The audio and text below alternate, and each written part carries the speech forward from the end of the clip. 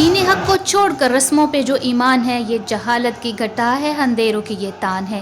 حق کی راہیں چھوڑ کر یہ لوگ چلتے ہیں جدھر نام محرم ہے مگر بدعات کا یہ سامان ہے۔ اللہ کا فرمان ہے وَلَنَبْلُوَنَّكُمْ بِشَيْءٍ مِّنَ الْخَوْفِ وَالْجُوعِ وَنَقْصٍ مِّنَ الْأَمْوَالِ وَأَنفُسِ وَالثَّمَرَاتِ وَبَشِّرِ الصَّابِرِينَ، اور ہم کسی قدر خوف اور بھوک اور مال اور جانوں اور میووں کے نقصان سے تمہاری آزمائش کریں گے، تو صبر کرنے والوں کو بشارت سنا دو۔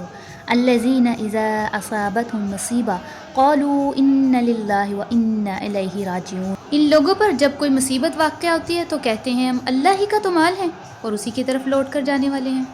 اولئک علیہم صلوات من ربہم ورحمہ واولئک هم المہتدون، یہی لوگ ہیں کہ جن پر ان کے رب کی مہربانی اور رحمت ہے اور یہی سیدھے راستے پر۔ اب فیصلہ کر لیجئے کہ صبر کرنے والے اور مہتدون یعنی سیدھے راستے پر کون لوگ ہیں۔